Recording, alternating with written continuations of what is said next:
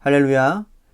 예루살렘 저녁기도에 오신 여러분들을 주님의 이름으로 환영하고 축복합니다. 오늘도 귀하고 복된 이 저녁 시간 하나님이 우리를 만나주시고 또한 여러분들 간구 가운데 응답하시는 귀한 복된 시간이 되기를 간절히 소망하겠습니다. 먼저 하나님의 말씀 보도록 합니다. 요한일서 3장 16절에서 18절 말씀까지 보겠습니다. 요한일서 3장 16절에서 18절 말씀입니다. 우리 같이 한 목소리로 다 함께 봉독하도록 하겠습니다. 시작. 그가 우리를 위하여 목숨을 버리셨으니 우리가 이로써 사랑을 알고 우리도 형제들을 위하여 목숨을 버리는 것이 마땅하니라. 누가 이 세상의 재물을 가지고 형제의 궁핍함을 보고도 도와줄 마음을 닫으면 하나님의 사랑이 어찌 그 속에 거하겠느냐. 자녀들아, 우리가 말과 혀로만 사랑하지 말고 행함과 진실함으로 하자. 아멘. 김유신 장군 아시죠? 이 김유신 장군은 삼국 통일의 위협을 이룬 아주 대장군이라고 할 수 있습니다. 김유신 장군에게는 아들이 하나가 있었는데 아들의 이름이 원술이고 또 화랑이었습니다. 그런데 아들 원술이 672년 당나라와의 전투에 나갔다가 패배하고도 살아 돌아온 거예요. 아버지가 크게 진노를 했습니다. 당시 화랑은 죽을지언정 싸움터에서 물러나지 않고 지고도 살아 돌아오는 것은 있을 수 없는 일이었기 때문이었죠. 김유신은 임금님에게 아들이 임전무태의 계율을 어겼으니까 그를 참형해달라고 간청을 합니다. 하지만 왕은 전쟁에 진 것이 어찌 원술 한 사람의 잘못이겠느냐 하면서 그 아들을 사면해 주죠. 그러나 김유신은 아들을 끝까지 용서하지 않았고 죽을 때까지 아들을 보지 않았다고 합니다. 아버지의 장례식에 원술이 왔지만 어머니도 받아주지 않았다라는 거예요. 이에 원술은 크게 각성을 하고 675년 당나라와의 전투에 나가서 죽을 각오로 싸워 큰 공을 세웠다고 합니다.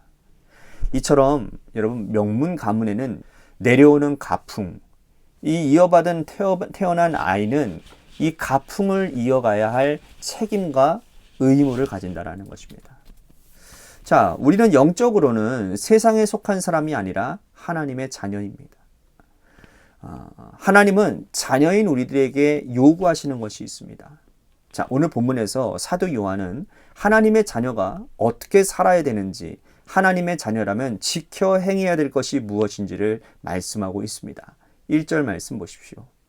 보라, 아버지께서 어떠한 사랑을 우리에게 베푸사 하나님의 자녀라 일컬음을 받게 하셨는가. 우리가 그러하도다.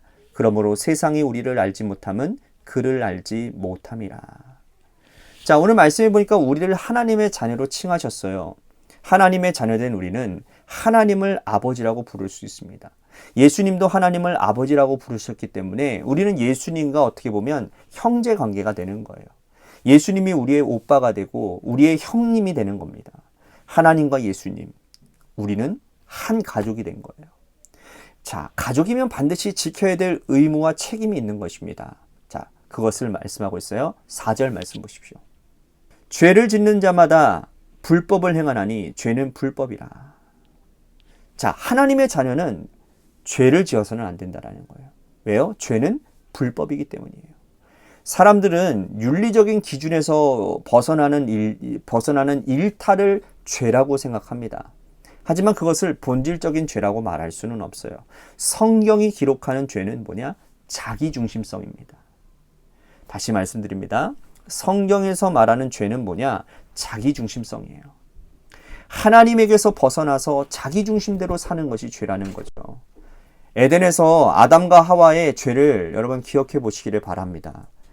하나님은 동산 중앙에 있는 나무 열매는 먹지 말라고 하셨거든요. 죄를 짓지 않으려면 하나님의 말씀을 중심으로 그 하나님을 모시고 살아야만 했습니다. 하나님이 금하셨기 때문에 그 열매를 보지도 말아야 됐고 먹지도 말아야 됐어요. 하지만 아담과 하와는 그렇지 않았죠. 먹고 싶었고 가지고 싶었어요. 자기중심성이 하나님을 밀어낸 것이죠. 이게 바로 죄인 거예요. 자, 다윗의 죄를 생각해 볼까요? 하나님은 다윗을 이스라엘의 왕으로 세우신 것이 아니라 목자로 세우셨습니다. 목자가 해야 할 일이 뭡니까? 목자는 양들을 돌보고 그들의 삶을 성실하게 챙겨주어야 되는 거예요. 그런데 다윗은 밧세바를 범하는 죄를 저질렀습니다. 왕이었던 자신이 백성의 정조를 유린해도 된다라고 생각한 것이죠. 그는 자기중심성을 가지고 하나님을 벗어난 죄를 저지르게 된 것입니다. 자, 우리는 어떻게 살고 계십니까?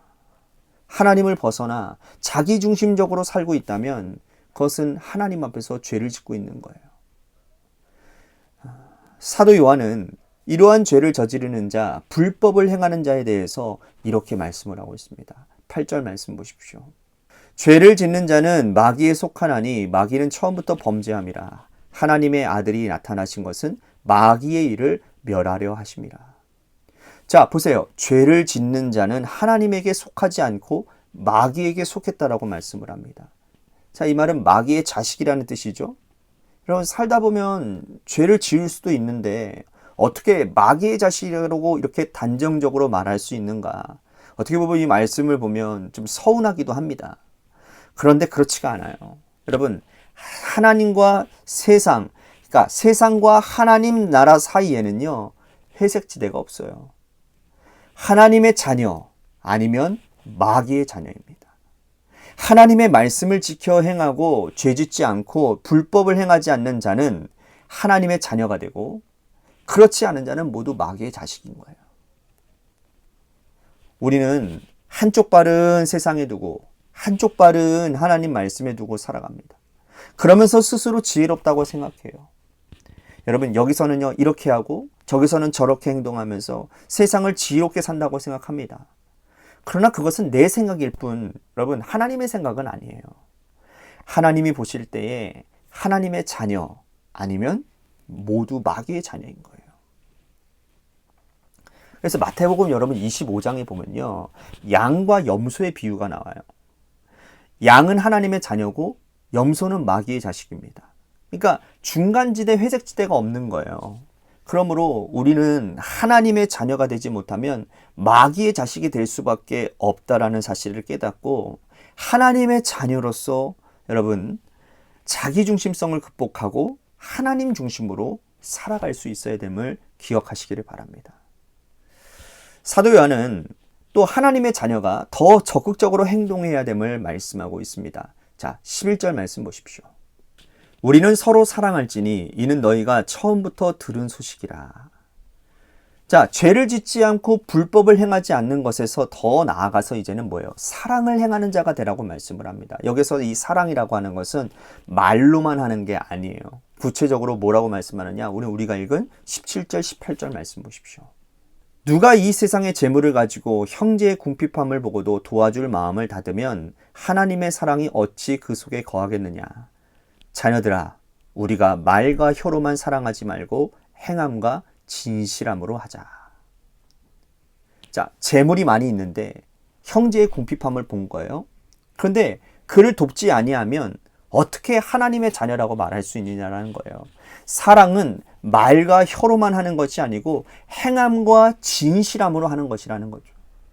하나님께서도 행동하셨기 때문에 여러분, 우리도 행동해야 되는 거예요. 하나님이 우리를 사랑하신다고 말해놓고서는 행동하지 않는다면 여러분, 우리는 구원받지 못했어요.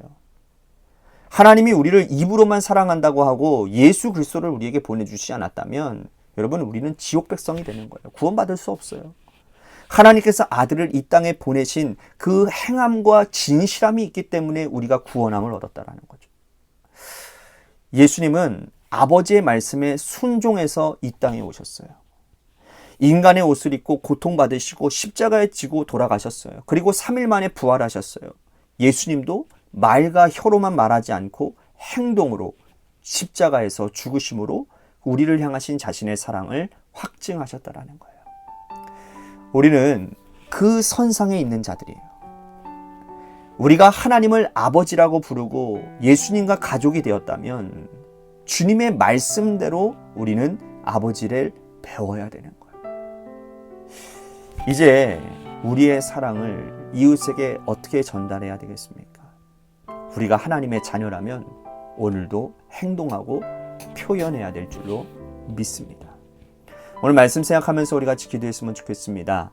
하나님의 자녀답게 하나님의 은혜로 살아가게 하시고 혀로만 행하지 않고 말로만 혀로만 대답하지 않고 행함과 진실함으로 사랑하는 자가 되겠습니다. 오늘 말씀 생각하면서 기도했으면 좋겠습니다.